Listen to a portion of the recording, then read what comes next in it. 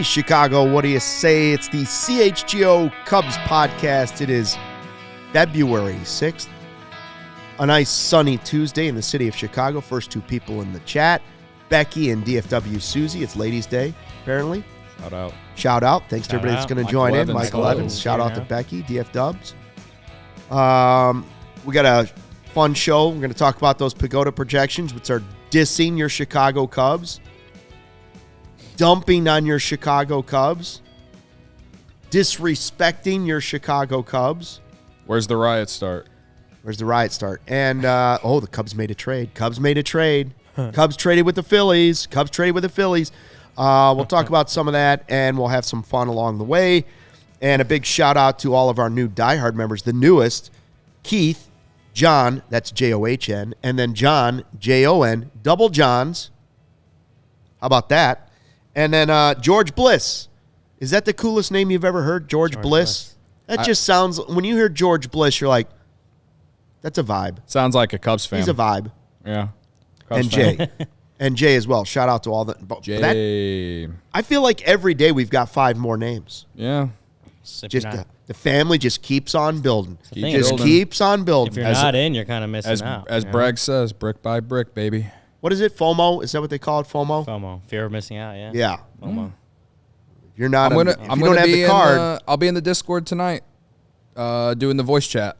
Nice. So, talking about God knows what, but right. We'll just, we'll this big vibe trade out. with the Phillies. Are you moving the therapy sessions to the Discord? I basically am, because I used to do the therapy session like every other day this offseason, but last week I only did it once on Twitter, but I was in the Discord like 2 or 3 times last week. So I'm still doing both because it's very big of me to do that.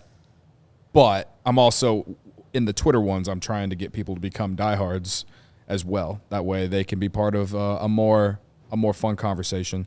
I know there's a guy named Brian who who became a diehard like last week, and shout out to you, Brian. He was asking me like all these like behind the scenes questions, like what it's like to do this job and all these things. And I don't know. We were in the Discord. I'll talk about it. I don't care. So I sit on a computer about an hour and a half before the show Press a couple buttons. click, and then the show works. A lot of people were interested about That's like Sarah running the ones and twos. People are interested in like what we do outside of just sitting here for an hour every day. So I was open to talk about it. So yeah, I mean for the last like 10 minutes, I just been looking to see if Naked Guy's going to come out because it's sunny. It's sunny.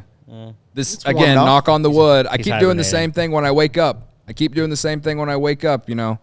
got to continue to do that to manifest this great winter Chicago weather.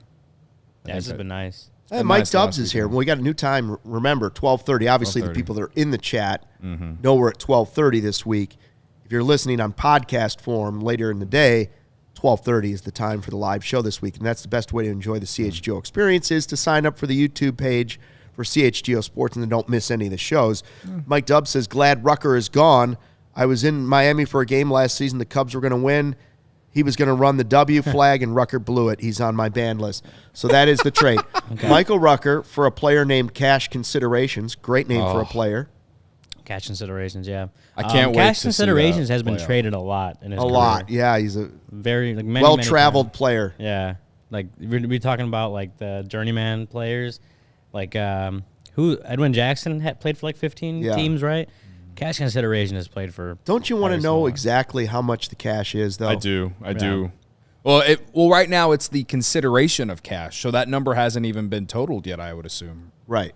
Like it's to be named later, basically. The right? consideration of cash. Yeah. Yeah. Like they might not get any cash, I guess, at all, potentially, but they could. But yeah, we talked about Rucker on Thursday when Stuckey was out. You had a whole segment on Michael Rucker while I was gone? A whole segment on Michael. No, the nearest news or the nearest deal became official, and that's when they DFA'd Michael Rucker. And like I said then, it's like good guy, works hard, but he was not a cornerstone member of that bullpen. He wasn't an integral piece on the 40-man roster. It's a position that he's a guy that moved back and forth between Iowa and the big leagues, and it's not like it should be a position that the Cubs can backfill with someone else. With a guy that's not on the 40-man right now that could be added if needed. Like it's just it's a role that's necessary, right? You need a guy that can come in and just clean up innings, save your bullpens for your best bullpen arms for when they're really needed. You need that role on the team. But there have to be guys in this organization, not yet on the 40-man, that can take over that role when they're called upon. Well, you hope the quality of depth in your organization has finally started to grow and improve each year. And so he was a fringe guy last year. You hope the fringe guy that's on the team this year is a step above what Rucker was. It's no offense to him. He was a fringe major league pitcher. Yeah. That's better athlete than I've ever been. In all honesty, I felt like he really actually kind of grew with the Cubs from the moment he was like brought to the team compared to the end. But he, like you said, Ryan, he was never anything. I don't think anyone ever got hyped up for him. He really did come in mainly for like mop-up duty. He would get optioned down to Iowa a lot, and he would mainly come back up because of an injury, obviously, or just like to provide depth. But you never wanted him out there in high leverage situations.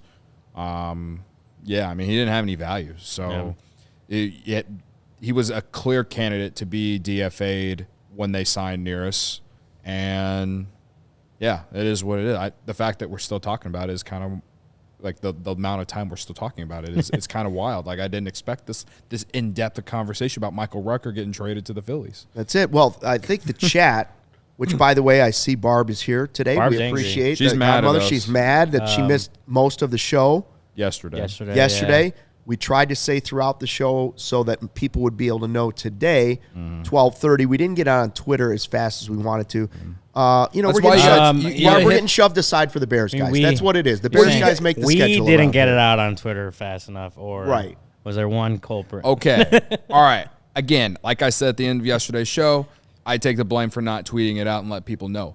However, there is a thing you can hit, and it's the notification bell, and whenever this channel goes live, you get that notification. So I don't know if Barb really has Twitter now. Even Rachel's firing from across the pond now. We're taking arrows from all over the place. Yeah. Now Rachel's mad at us. Rachel's talking about staging a protest. I was going to say that. Rude. No, Barb, it's 12:30 this week. It's 3:30 next week, and she's saying it's going to hurt our ratings, and I don't disagree with you, but we don't make the schedules. I don't make the schedule. We don't make the schedule. We're just living in the world. But yeah, for 12:30 we didn't for the rest really of the know week, until Barb. like Sunday. So have a nice day. Again, hit the notification bell, and you'll get notified every time this channel goes live. Oh yeah, that's how you do it, Cody or Barb. Talking to myself. Sometimes I talk in third person. Yeah, he goes third person so often. We got. Barb says bum of the week. Bum of the week. Well, if this is the first time, bum of the week. If this is the first time she's voted me bum of the week, considering like it's kind of impressive considering only because how much she wasn't here yesterday. Have you? I think you have been, right? Oh, you wanted to trade PCA or something like that? Yeah, every time we mention trading anybody, possibly. Yeah. I'm the worst. Oh, man. We will not talk Caleb Williams and Justin Fields on this podcast. Absolutely not. No. We'll talk instead about Cody Bellinger, which is the thing. 128 days and counting, brother. That's how long he's been on the thing. I like that at the beginning of the show, the chat was firing already that cash considerations and the trade for Rucker was going to eliminate Philadelphia from having a need for Cody Bellinger. They couldn't afford him anymore. Yeah. And that it was extra cash that the Cubs could now give to Cody Bellinger. Potentially rent for 2 weeks. 2 weeks. I don't know what the number is. I really don't. So, Pecota? Pecota. Yeah, you want to talk Pecota? No. You want to do it now? It's interesting, man. I guess. Fine. All right. We need to talk about something. Well, we don't want someone to leave after 10 minutes because they can't do it anymore again. Fair. There you go. So Pecota Projections, they come out every year. Pecota is this computer program, basically, that has a formula for what's going to happen this season. It's like Delmetrics, but it's obviously not as accurate. Yeah, Delmetrics is always right. Yeah. If you really put your mind to it. Delmetrics because it's more of about a vibe. Yes. Pecota is about just raw numbers being thrown out. So here's the deal. Stats. They don't like the Cubs pitching going into this season. They don't like the Cubs going into this season. They have the Cubs finishing behind the Cardinals this season. Okay. They don't have the Cubs going to the playoffs this season. And here's what I would say. Until the Cubs make a few moves, I don't disagree with some of that stuff. Yeah. This is how Was it 80 and 82 right now? 80, yeah, it's like 80 wins. Yeah. Which is a 80 to 81.8. Which is a 3-game improvement from last year. I thought it was 78, but you from their projection of last year. Yeah, from their projection. Cubs finished with 83 as of I predicted, now, of course. To spin zone it or to go Delmetrics here, Stuck. Yeah. This is, again, without Cody Bellinger on the roster, without, I mean, you essentially replaced Marcus Stroman with Imanaga. You added Michael Busch. There's no Eric Hosmer, Trey Mancini, Tucker Barnhart on this roster. And they still gave him 80 wins. Yeah. So how much do you think that it would improve if they added Cody Bellinger to the roster? That's the question. Right? Yeah. To me, like, I think in some ways you can argue why it's a little upsetting that it's 80. But in other ways, I'm like you, where it's like, yeah, Bellinger's not on the roster, and he was the best player on the team last year. They'll be worse, right? They would be worse without. So yeah, Cody.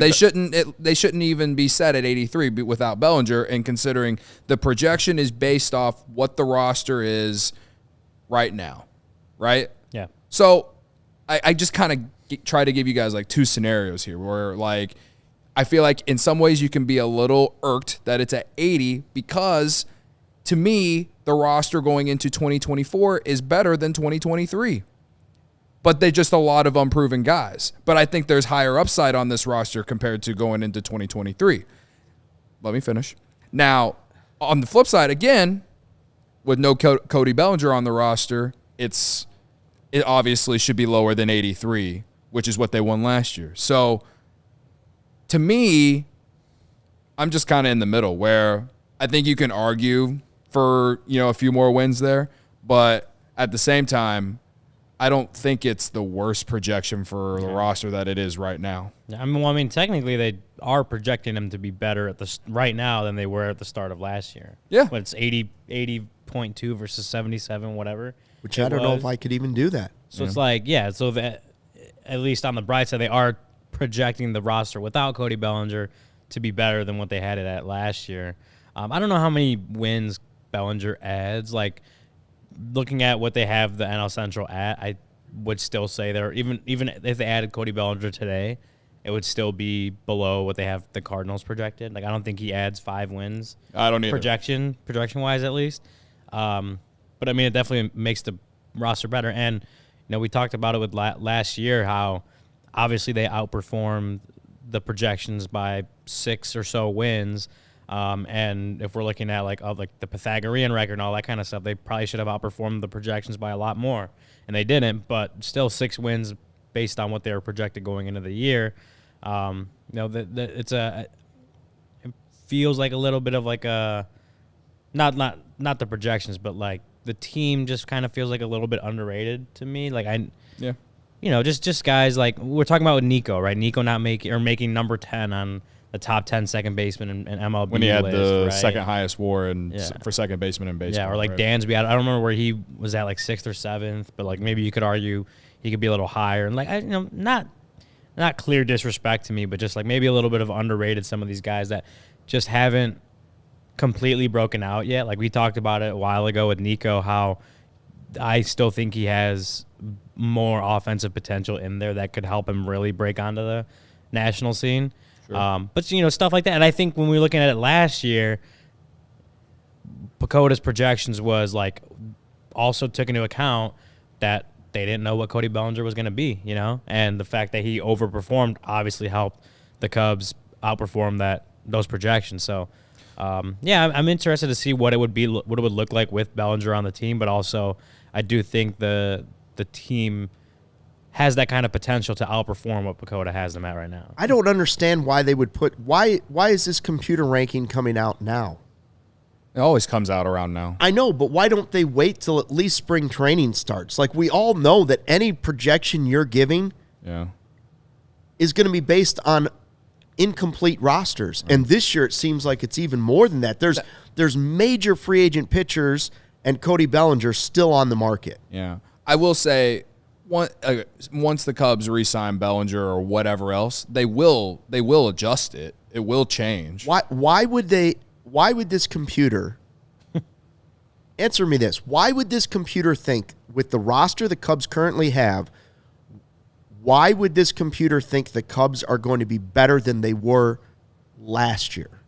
What did Craig Counsell? Well, I think that's... You know what I'm saying? Like, well, they're projecting... Currently, this roster doesn't have Cody Bellinger, and it has Imanaga replacing Marcus Stroman. Well, they're projecting... currently, this roster has no Cody Bellinger, but when we're comparing it to last year's, there was also basically like, what is Cody Bellinger? He's coming off two pretty bad Bellinger's years. projection was so bad because that his performance helped boost them to what Stuckey stats predicted, which was 83. Now, if you want to go with the facts are that Stuckey stats said 83 win projection last year. Was it right? Well, it was not slightly right. It was exactly right. So 100% of the time, Stuckey stats are correct.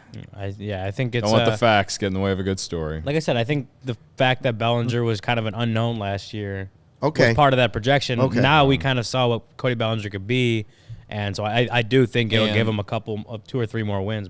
And like that's like a good example of probably how the Cubs can outperform that projection this year with some of their other guys, like the young guys. Again, there's no Eric Hosmer, Trey Mancini, Tucker Barnhart on this roster that's going to be taking at bats away from some of these younger dudes.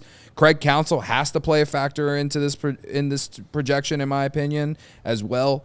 I think Godfather asked that. I don't know how much he does, but I'm just saying that to see it at 80 wins right now without Cody Bellinger, honestly, is kind of a positive for me. That's the way that, because you add Cody Bellinger, it probably adds maybe 1 or 2 wins to that. But I think it's very possible that they could outperform that. Because, again, they were on pace for 91 wins going into September last year. You know what I mean? Something like that, yeah. Like, they could easily get that. Again, they have to add Bellinger back, and they probably need to, honestly, if you want to push that projection even higher, you probably got to add more after that. But at the very least, they have to add Bellinger, and I think that they could surpass that projection just based off the potential of a lot of the young players and who's going to be this year's Cody Bellinger. Who's going to be the guy? And I'm not saying like a guy Steele. Right, like that's a better thing. Who's going to be this year's Justin Steele? Who's going to be this year's Albert Alzolay or Julian Merriweather in the bullpen? You know what I mean? Like there always is a guy like that.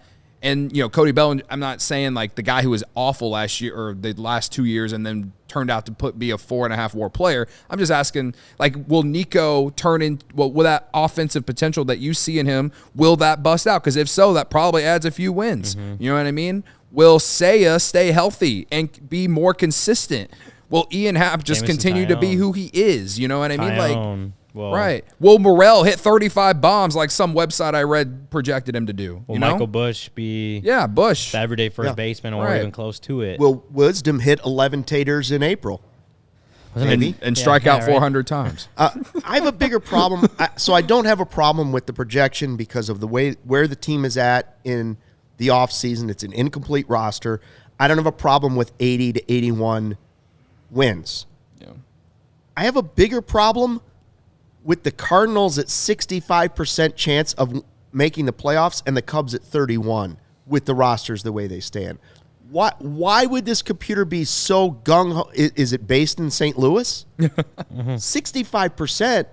They were terrible last year. Yeah. I kind of tweeted this earlier this morning. Like, what? Listen, to me, the computer is basing it off just their offense alone should be enough for them to win this division, and that's how they felt last year. Like that's how the projections felt last year. That's how their fan base, how we basically felt like. We sat here and we all thought that they were going to win the division. You know what I mean? Hell, I won't say it, but again, I don't think they're any better on the pitching side.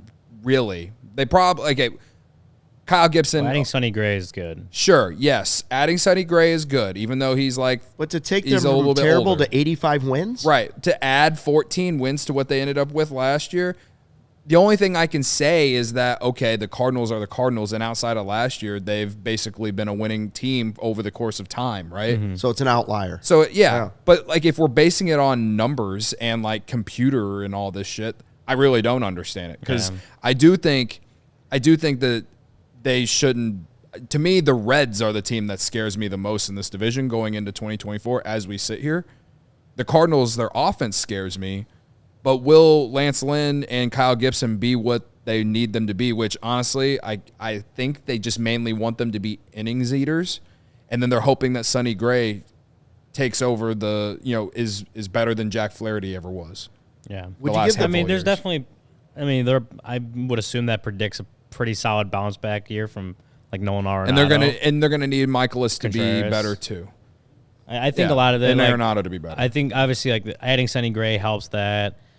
I think, the computers, I don't know what goes into these projections, but like adding Lance Lynn and Kyle Gibson, maybe some of the bullpen arms they've added, or I don't even know what they've added in the bullpen to be honest. They added the It Middleton sounds like guy? the computer's using dial-up. That's what it sounds like to me. Now, what do Herreranomics say? Would Herreranomics give the Pirates better than 5% chance? They got 4.8% chance of making the playoffs. Herreranomics, that's a good one. Do you think there's a better than 5% chance in this division? Yeah, maybe. Yeah, but I don't know if it would be much higher, Like the Couldn't Pirates I go to 10? Anything can happen in baseball. This division 10%. doesn't have a juggernaut. Maybe 10%, but it's also like the Pirates probably have the fewest them and the Reds both have like a lot of unproven talent, just like young unproven talent, but the Reds ceiling is probably higher with that unproven talent. The Brewers they probably take a step back from, Corbin Burns is gone, Brandon Woodruff is gone, obviously all that stuff, but I don't know that it's a massive step back to because what are the rest of what's the Brewers percentage? The Brewers percentage is 24%. Okay. The Reds are 22.4%. The Brewers and Reds are basically the same. I would probably put the Reds above the Brewers myself. I kind of think so too. If I had to predict the division so far, I'd put the Brewers personally. fourth. I feel like if there's any fan base that should be pissed about the NL Central projections, it's Reds fans. They have them projected to finish fourth, and they've done more than any team in this division this offseason. Right? Yeah. No, I think the Reds should be definitely a higher percentage than that. Were they at 78 point something? Yeah, 78.3 projected wins. Yeah, that feels low to me, considering how close they were to the postseason last year. Let's not forget, and they added Candelario. Their young guys are just going to have another year. But I can't put any team in the division over 50% chance of making the playoffs because they're also right 65%.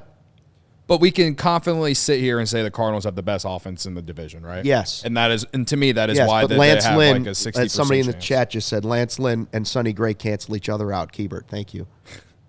I agree. I'm just saying that when you just that alone, they're all to me, it feels like the Cardinals are almost in a way running it back, even though we're going to see if Mason Wynn is a guy. Will Jordan Walker be a better defensive player in 2024? The Cardinals are sure hoping so, because if he's not, then he basically is a DH.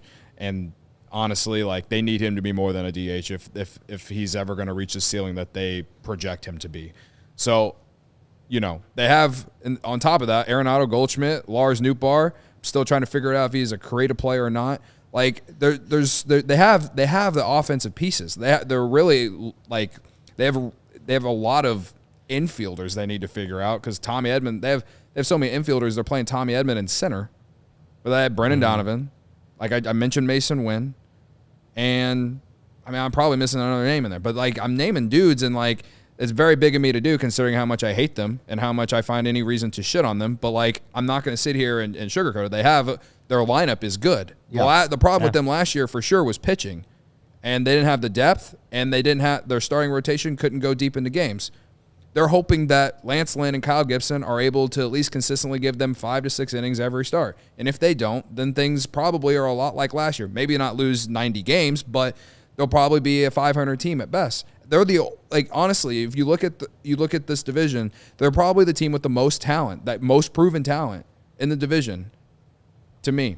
Well, and they have star power, which I've been saying forever. The Cubs still lack. And that what most teams with star power make the playoffs, man. Yeah, they didn't last year, but right. Yeah, I think they have just on paper to me have the best team in the division, but it's not like they're not blowing me away with the especially now with the pitching staff. The pitching has a lot to prove. I think when we're looking at the projections right now, they're 4 games above the Cubs right now, whatever it is. Yeah. And that's because I think they would be higher with their pitching staff better. Like I think their offense is really good. Like it should be good. And last year, I'm of the belief that last year was just kind of a fluky season, and the Cardinals will be a lot better this year. Like they'll be back to being the Cardinals, because I think their offense has the most potential out of anyone in this division right now. And so I think their pitching staff is actually weighing them down in the projections a little bit, maybe. The Cubs have some work to do to catch up to that. They definitely were. I think going into last year, they were definitely projected to win at least 90 games, right? I don't remember what it was. But I mean, also, Marmol's he's like going into lame duck season. Like there's a lot of questions there. So for them to be weighed down this much compared to last year, again, the projection is based on what your roster looks like now and what those players have done. So to me, again, the fact that they gave 80 wins to the Cubs with so much unproven talent on their team right now, to me is like kind of a gift. Like it's encouraging. So how do you feel about the playoff teams that the computer's predicting? Dodgers, Braves, Cardinals, division winners.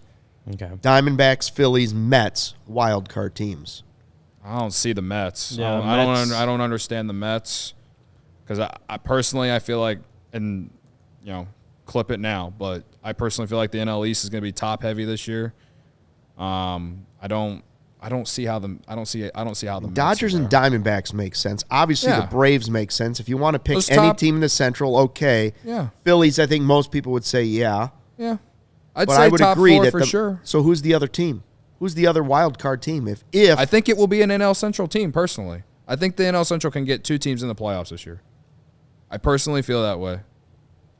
Because I think the NL East is top heavy, and it will be a competition between the Braves and the Phillies for that division. And not 3 from the West. No, I like the Dodgers and Diamondbacks. So that's 2 right there. I think the NL Central gets 2 as well. Padres show up or no?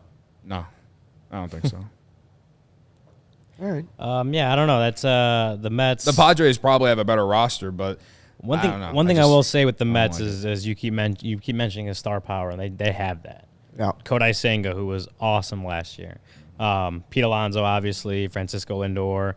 But they just got solid players all around the field. Brandon Nimmo, Starling Marte, even Harrison Bader, right? Like when he's healthy, he's a pretty solid player. And then Francisco Alvarez, who he might still be their top prospect technically, but like he's ready for the show. I mean, he broke out last year as a catcher. Yeah. So like I don't know if he's probably technically one of their best players for sure. In my opinion. Is Diaz back with his Timmy Trumpet thing? I would assume he'll be back. Should be right. Yeah, Should so that's be back, one of the best closers in the game. Again, I think back. they'll be a very competitive team, but like I could say the same thing about the Reds and the Cubs. Let's not forget at the end of last year, the Reds and the Cubs were like a game or 2 away from making the playoffs. They finished better than the Padres. They finished better than the Mets. Like I don't know.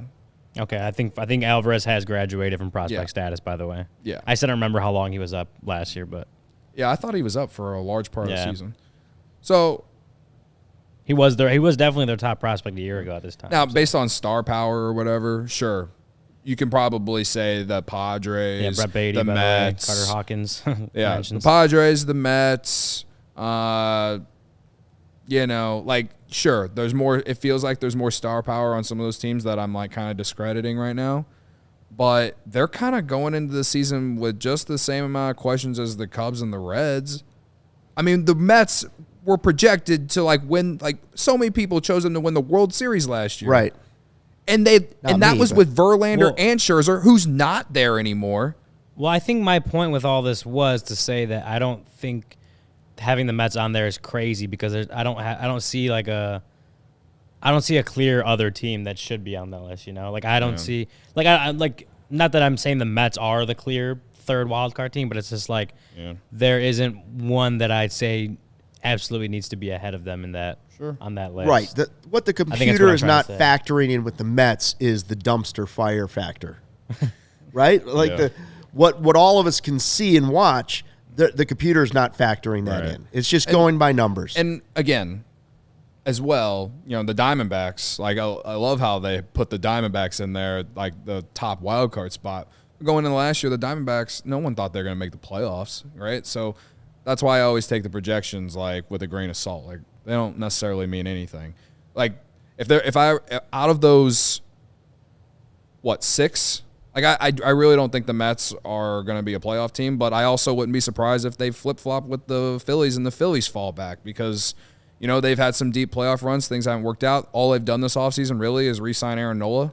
Like they're basically running it back with what they got. And they have it's good. You got Trey Turner, Bryce Harper. Like they have. You look at the roster on paper, and it's like, yeah, that team should be competitive, should be in the playoffs, right? But I mean, I feel like we as Cubs fans have experienced this, where when you don't do anything to improve the roster in an offseason, things don't necessarily always go as planned. All right, right. All they've done is re-signed Aaron Nola. Yeah, it's not. Although Aaron Nola on the Cubs would have looked really nice. Well, this yeah, offseason, of course. And again, they have the star power. Bryce Harper's a dog.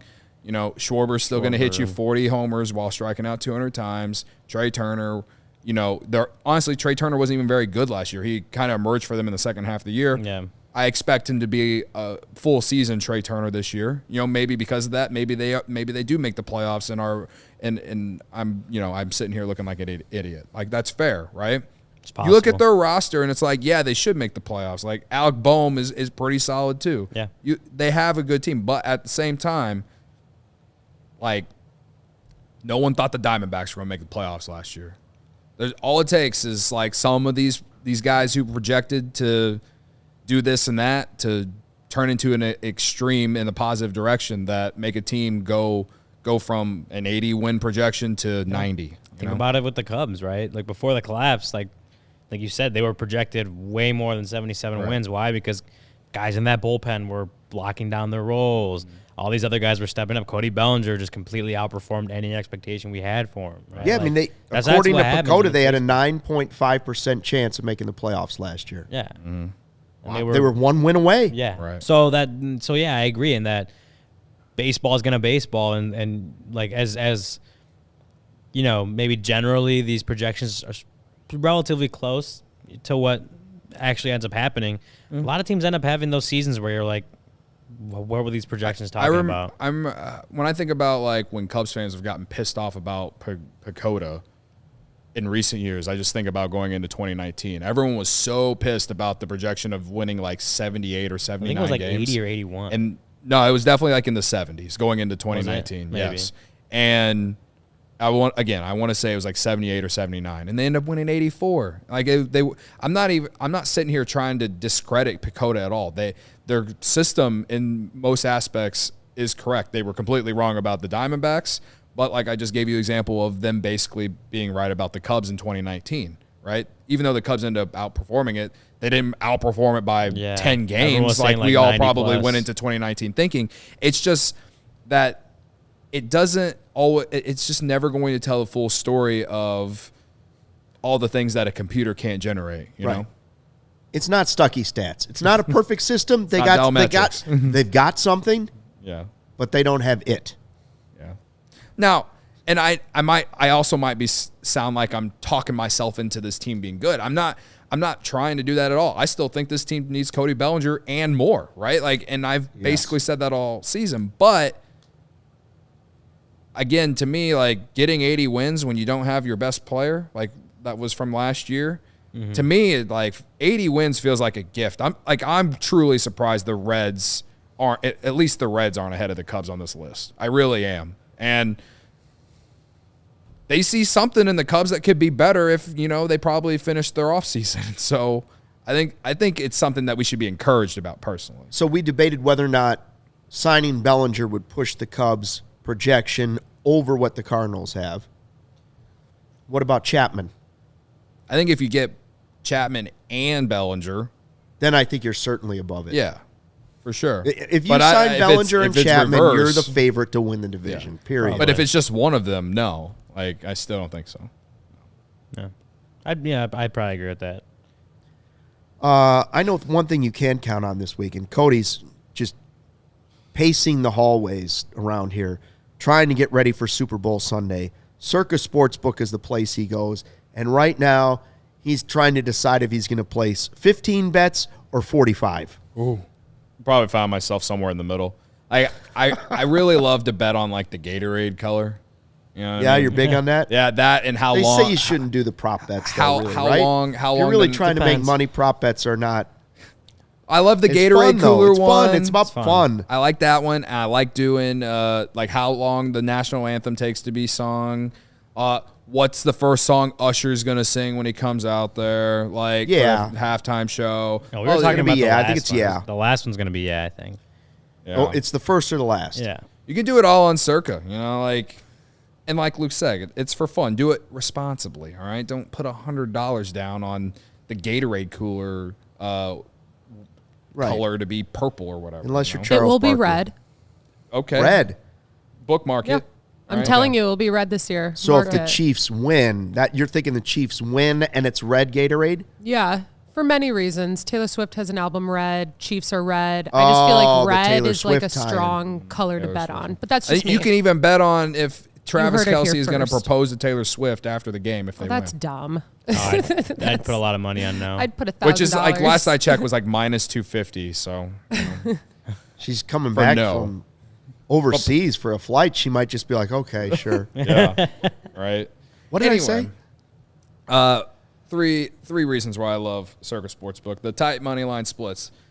The games will strive to be a minus 110 split on the CIRCA Sports menu, unlike other sports books, which may use minus 115 or minus 120. They keep as little money as possible on large market bets, especially compared to other books. They also don't limit players based on their winnings. Every player has the same limits, unlike other books who do limit winning players. They encourage bettors to download and explore other sports betting apps available just to compare the lines, and it just shows you just how much CIRCA is better than them. And then finally, I say this all the time when I do this ad, like the chatbots are the worst. I hate chatbots. AI is the worst. All aspects of the app are being run by the same team that runs the main CIRCA Sportsbook at CIRCA Resort and Casino in Las Vegas, where I believe our Bears team is staying this week, and I'm very jealous about. All right. Thank God Greg Braggs is still alive. Download the CIRCA Sports Illinois app at circasports.com/Illinois-app to sign up today. Also be on the lookout for CIRCA events, watch parties, and tailgates. If you or someone you know may have a problem with gambling, call 1-800-GAMBLER, text GAMB to 833-234, or visit areyourreallywinning.com. Really thinking about going electric here in 2024. And I don't know if you guys know this, but it's getting easier for businesses to switch to electric vehicles. That's something we can all get behind for the health of the planet and, for the well-being of all of us who share this perfect globe. I know, all right? Listen, guys, especially you, Omar. The electric grid is evolving to meet your cleaner energy needs as we all move with confidence toward an electric tomorrow. Whether you have one delivery van or a whole fleet of shipping trucks, ComEd can help guide you to make the changes that make sense. We got to worry about the third planet from the sun. So what should business owners do, Cody? Guys, you got to go to ComEd.com/clean, all right? To learn more about the resources, fleet rebates, and infrastructure incentives available to help businesses go electric. If you own a business, don't wait. Start making your plan today to switch to electric vehicles. Good for business, good for the planet, good for all of us. Go to ComEd.com/clean. Wait, I was trying. Is Robbie Gold really going to play in this game? Is Robbie Gold back? Did I miss something? He's not. He's retired. I think you're he's missing definitely something. retired. He's on the Bears show today. What are they talking? Oh, okay. On the Bears show today. Okay. Did you say ComEd.com/clean? Yes, Stuck, listen, man. Okay. Listen, all right? Go now and see how going electric connects us to a better way of doing business and better future for generations to come. Very nice. Oh, yeah, Robbie Gold's great. Yeah. Selena Gomez is Never also should have great. let him go. Bigger mistake by the Bears letting Robbie Gold go or Passing on Patrick Mahomes. no, well, who's the tight end Patrick I'm thinking of is now the Greg Greg Olsen. Olsen. Greg Olsen. Greg Olsen was a Olsen. bigger Greg Olsen mistake. for sure. People forget that when they let Total Robbie disaster. Gold go, he had been bad. bad. He was Yeah. bad at that time. And He then talks about it, Yeah, like, and that he it was- and he got his shit together with San Francisco, Yeah. and I was happy for him. Yeah, he talks about that. Like, it was kind of in the same way with Schwarber. Like, it kind of woke him up. Kind of was like a, damn, I did kind of suck, didn't I? So he legitimately cost them some games. So and then he came back the next year and beat the Bears with 6 field goals in one game. Good as gold. Good as gold. He also beat the Packers in the playoffs too. That was his greatest moment of his career. Yeah. For the Niners. You also missed it that the chat is a lot of the people in the chat are supporting the relationship between me and Selena Gomez. That may happen one day. It's happening. Potentially. She might watch the show. She might watch the show. You don't know. Listen on wherever she Ryan's gets her still podcast. hoping for Selena Gomez. I'm still hoping Cole Tucker and Vanessa Hudgens get divorced. Right. Different timeline in real life. Maybe I could have hooked one of you guys up with Selena, Oh, Selena. Her Beady Beady Bom Bom turns 30 this year, by the way. Great song. That's who Selena Gomez is named after. I learned that. Cody, you're a Vanessa Hudgens fan? Yes. I hate Cole Tucker. I hate him. I hope he never comes to the Cubs. There will be no way that I can support this guy. She can do better. He ruined the dream. All right. Yeah. Anyway. So far, Benny Blanco has not ruined the dream yet. We'll see how it goes. Clayton Kershaw is going back to the Dodgers to the surprise of nobody. My question is he... Well, first of all, I would suggest that he's probably the best pitcher of the last 20 years. This will be season number 17. Yeah. He's definitely in the last 20 years of baseball. Is he the best pitcher? I think how are we grading this? How are we grading this based off experience and staying healthy and being able to pitch every single year? I think you could put Scherzer on that on that small list. But I don't think for as long as Kershaw. I will say this: if he's not, well, they were right around the same time. Okay, they were all both, right. Yeah. Look at their stats in the time that I asked the question because I personally think Jacob deGrom has some of the best stuff that I've ever seen. Right, but he has injury problems, and his sample size is so small. That's what I'm saying. Over 20 years, if you were just to say this guy was the dominant pitcher of a 20-year era. I mean, he's obviously a Hall of Famer. If we're going just by F4, last 20 years, Verlander's got Kershaw beat. Verlander. Yeah. It's Verlander, 81.3 I would F4, put Verlander, Clayton Kershaw, 75.8 F4, Max Scherzer, 72.5. I would put those are the three for sure. Guys, this guy won't let me list off my stats here. Sorry. List your stats. Go ahead. No, Herrera-nomics. What are the Herrera-nomics of it? They've been listed. Those are the top three right there. It's Verlander, Kershaw, Scherzer. I think that's who I would have in mind.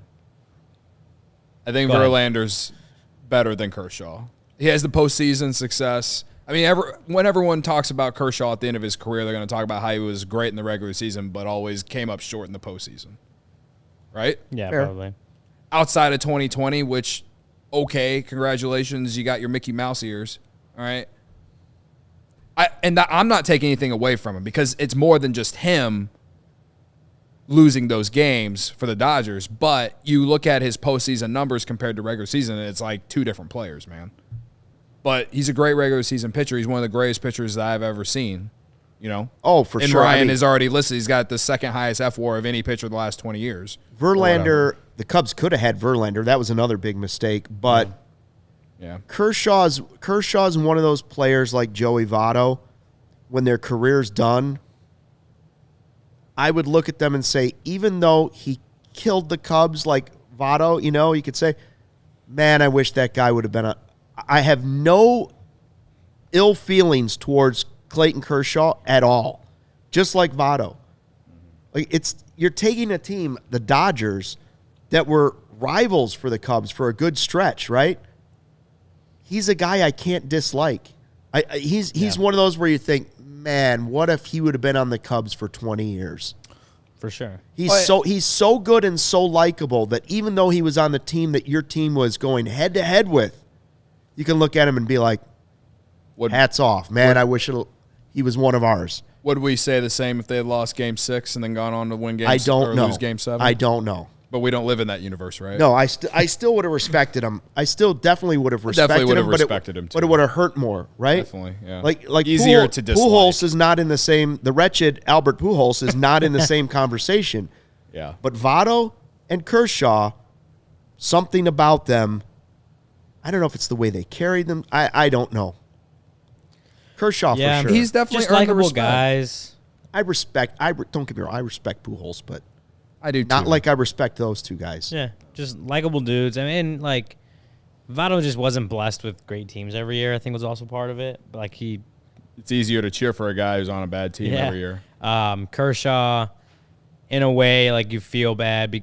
I think me personally have, like, started to feel bad because, like, playoff baseball is hard, man. Just playing baseball in general is hard. And the guys that go out and do it regular season every year, 162, there's a reason that those that do it every year, reason they're called the greatest ever in the game, right? And like Kershaw, but when you get to playoffs, you're playing against the very best teams in baseball that year. Whether that's, the Dodgers playing the Braves or whoever the hell it is, like they're playing the best competition they have possible. So like, not that I'm like absolving Kershaw of any blame for having playoff struggles, but it's just like those are hard situations to be in, right? You look at 2016, that Cubs team was a 103 win team, right? Mm-hmm. So like, can you really blame him for maybe struggling a little bit against the Cubs that year, right? Like, I don't know. It's again, not to absolve Kershaw because the best pitchers in the game should be able to still shine in those moments, but it is really, really hard to shine in those moments no matter who you are. So I do, have a little sympathy for Clayton Kershaw for not being the best pitcher in the highest not pressure being situation. Jordan in a Jordan situation. Yeah, because it's hard. It's hard to do that, especially in this game. I don't necessarily like hold anything against certain players and based off their playoff numbers. But I think with pitchers, it's easier to hold them a little bit more accountable or criticize a little bit more because they are like pitching is how you win in the postseason, right? Sure. Like You're out there by yourself on the mound. Like Kershaw struggled. You look at the numbers of Kershaw in the playoffs, not great. But then if you flip it and you look at John Lester in the playoffs, the dude was a dog, bro. You knew what you're going to get every time John Lester went out there on the mound for the Cubs, and he did the same thing with the Red Sox. Madison Bumgarner, like playoff legend, right? And I think he pitched long enough and well enough that I think he can probably argue for the Hall of Fame one day.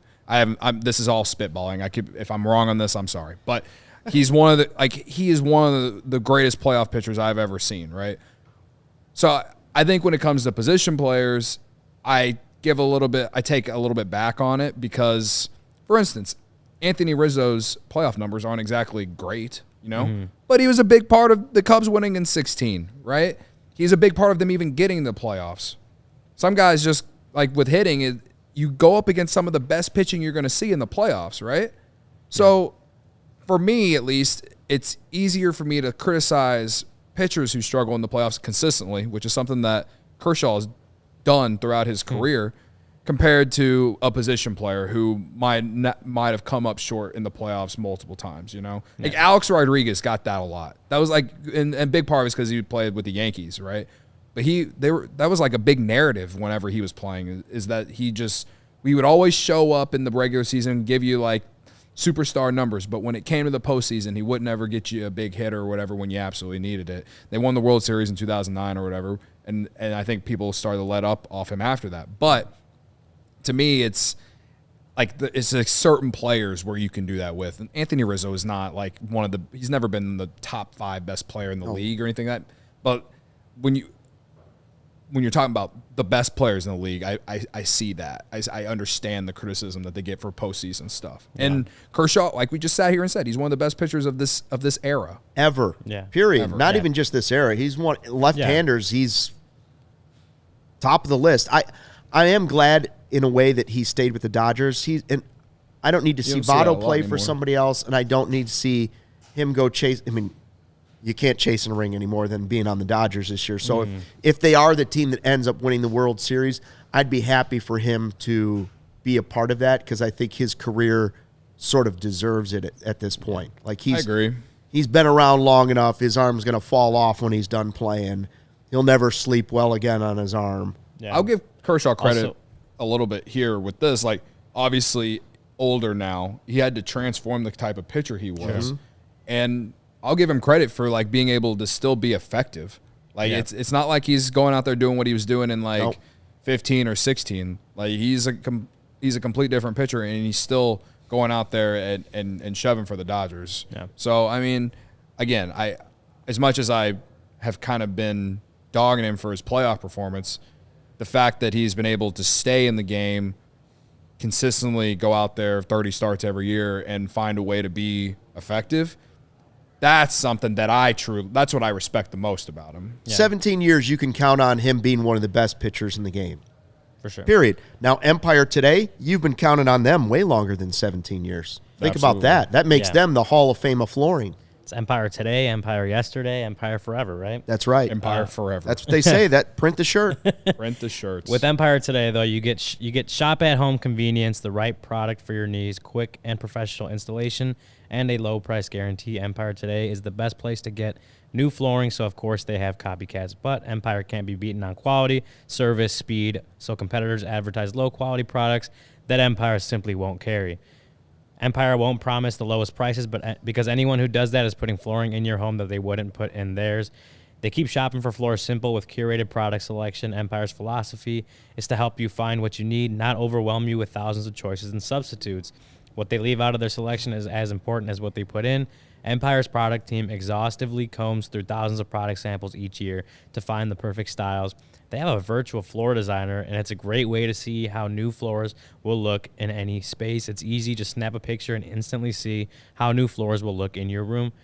Shopping for floors at a big box store can be frustrating. You might talk to someone today who was working in plumbing yesterday. Flooring is all Empire today does. They live and breathe flooring, so you can be confident you're getting honest, upfront advice. They pride themselves on their convenient shop-at-home service. They help customers shop for floors where they use their floors so they can see exactly what their new floors will look like in their home's lighting and decor so they can make an informed decision. Empire services their own warranties. If an issue does arise, just call Empire. They service all the warranties themselves. You won't have to track down a manufacturer's phone number. So schedule a free in-home estimate today. All listeners can receive a, get this, $350 off discount.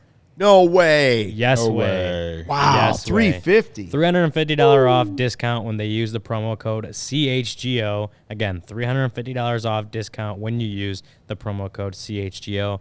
Restrictions apply. See empiretoday.com/CHGO for details. Charlie the Bacon Guy is based out of Woodridge, Illinois, makes craft bacon and bacon jams in over 35 different flavors. The bacon and bacon jams are all naturally cured, preservative-free products. There aren't any ingredients that Charlie can't pronounce himself involved in the process, unlike most store-bought bacon. It's vacuum sealed, freezes perfectly. Bacon lasts in a package up to 60 days in the fridge. 1 week after the seal is broken, 9 months in the freezer. Bacon jam lasts 90 days in the fridge, up to a year in the freezer. Now, some of the favorite flavors, again, 35 flavors, but in particular, I like maple pepper, rosemary, chorizo, French toast, Korean barbecue. I'm going to try the peach, too. Bacon jam flavors, original, bourbon, spicy. Bacon jam goes perfectly on anything. You can put it on scrambled eggs, toast, with or without jelly, crackers, burgers. I hadn't thought of this. Grilled cheese. Ooh. You want to take your grilled cheese up a notch for the Super Bowl?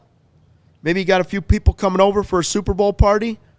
Make some fresh grilled cheese and throw a little bacon jam from Charlie the Bacon Guy on there. Bacon on it. Or throw it on a charcuterie board. You want to really have one of those highbrow Super Bowl parties. Charlie likes it straight on the spoon. Starting now, you can save 10% on your order at charliethebaconguy.com when you use the code with the 4 letters that matter in the alphabet, CHGO.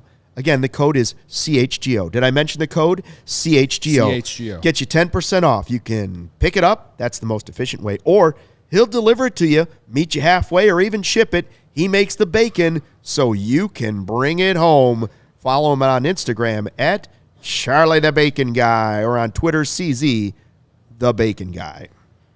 Grilled cheese with bacon. Yeah. Sounds good. That sounds Yeah. fire. And if it Hadn't was a little thought of bit, it. and if it was a little bit colder, tomato soup on the side. Oh, I told you, the omelets, Getting hungry scrambles, fajitas, it kicks it all up a notch, but I hadn't thought of grilled cheese. I love Or a good grilled charcuterie cheese. board. Yeah, I love a good grilled cheese. Peter, I think it was Peter in the chat, asked if I have the same sympathy as Kershaw's, or if I have the same sympathy that I do for Kershaw for Aaron Rodgers, and I do absolutely not. The answer is no. Absolutely not. He's a Packer. Yeah, the answer is no. Absolutely not. He's a turd burger. I really can't stand Aaron Rodgers. I got an email from some random person, like some random. I don't know. It's not. I wouldn't call it junk mail, but it's junk mail. But it said that some survey said that Aaron Rodgers was voted the most popular athlete in the NFL, and I'm like, who voted? Based this? where? Not in Green Bay. I didn't open it. It was like a headline. It was part of the subject line. I was like, I'm deleting this immediately. That almost certainly was one of those phishing scams. Yeah. No. Absolutely. Watching, so back to that comment, watching the Packers and/or Aaron Rodgers lose in the playoffs is my Super Bowl. Yeah, that's nice. It's our Super Bowl. I'll Always listen to this nice. office say that. Yeah, because we have no other hopes for any Bears one, so we got to find one, and it's that. Missed a super chat from Fernando earlier, $1.99. Apologize, Fernando. I'm going to say it without Ross and now Craig, 5+ wins. 5+ wins. He's giving them 80. He projects them as That's 85. the Fernando 86. rating. That's the Fernando ratings right there. There you go. Hey, His credit to projection you, has Fernando. changed. 5. That's always tough to think about, right? Like how much does a manager truly not truly matter, but when you're talking about win totals, how much does a manager truly add? I don't know. Well, if they don't change the roster, we're about to find out. Yeah, that's fair. They don't add to that roster. So the news related, I believe the hockey podcast, the Blackhawks podcast is coming up soon. By the way, I saw Corey Crawford's coming on the show later in the week. Really? Credit to them. Crow's going to be on the show. Credit to them. That's a big get. The Winter Classic coming back to Wrigley Field in 2025, New Year's Day 2020. Is that right? Crow's on the show? Not today? What day? Oh, it's a secret. Sorry. Luke just broke the news. Hey, Stucky. don't worry, guys. Oh, Nobody watches God. our podcast anyways. Don't worry about it. Forget what I said. Crawford's off the show. You're talking about the food, crawfish, right? I meant that they were going to have a crawfish boil. Yeah, it's like a boil. A crawfish boil is what I was There's talking actually a really good about. Crawfish crawfish flavor restaurant bacon around jam. here. At first, I thought they were Bacon. saying they were going to have Pat Boyle on. Then I thought it was Corey Crawford. It turns out it's a crawfish boil that they're going to have on Yes. coming up on the podcast. Good job, Stucky. Vote Stucky Bum of the Week. Bum of the week. On the Blackhawks show. Stucky. Can I say this? The Winter Classic's going to be at Wrigley. Is that okay? I believe you can say I that. can say that. I can say that We now. already tweeted about it. First today, time so. since 2009. Going to be nice. Bedard will be healthy by then. Ready to go.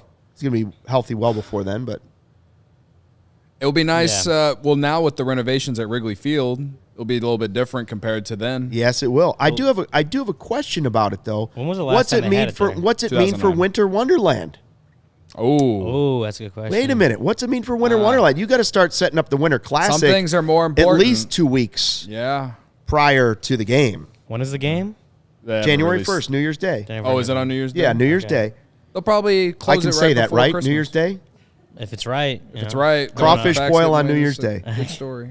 Yeah, that means Stucky Claus is going to have to get to Winter Wonderland early next I year. mean, when are they going to have? When are they? Maybe they don't have it next year, or it's going to be done before. Oh, I got to get that. New Year? It's gotta be done before I gotta New get Year's. the baked cheese. They better do it next year. It has to be done before. It probably has to be over before Christmas to get the Winter Classic ready. Yeah. I mean, you got to lay down ice. Maybe they Perhaps- take a 2-week break to get it ready, and then after that they bring it back. For like Perhaps they started earlier. Yeah. Well, we just know More- that Stucky money to Claus get has signed, to make an appearance. More money to sign Bellinger. Winter By then, Classic. hopefully, it's more money to sign Juan 11 months Soto. Am I later. right? Winter Classic. You can start paying for a second year already. There you go. 2025 is already paid for. You got the hockey game. Did you hear what I said? No, what'd you I say? said more money to sign Juan Soto. More money to sign Juan Soto. And Bellinger. I'm already Soto talking and myself Bellinger. into it. That is true. When that happens, we'll have a huge crawfish boil outside. Sign Wrigley Field. more money to sign Corbin Burns. Yeah. I don't know. Maybe Brandon Woodruff's healthy by then, and you sign him then. I still can't believe no team has picked him up. Cubs are going to do it. I mean, I feel like I don't feel like makes it's a horrible sense. idea. I know. Pay the guy not to pitch and then have him. Yeah. For They two did it with years Dempster. on What a do you mean? cheap You did it with deal? Ryan They Dempster. did it with Smiley. They did it with Smiley. I mean, they traded him, obviously. What are you but, waiting like, for? They did it with Smiley a few years back. So there's that. All right, we're out of time. Thanks for joining us for the CHGO Cubs podcast. Back at 12:30 tomorrow, Wednesday. 12:30 is the time for the live show. Hope you join us then. 12:30. 12:30, is that 30. correct? Can I say 12:30. that? I can say 12:30 tomorrow, 12:30 right? Central Time. Make sure everyone. Oh yeah. Hit the like sorry. button on your way And out. I can 44 is confirm small. that at 12:30 tomorrow on the Cubs podcast, Corey Crawford will not be part of our show. Definitely won't be here. No. Until then, thanks for watching Fly the W. We all silly like the mayor.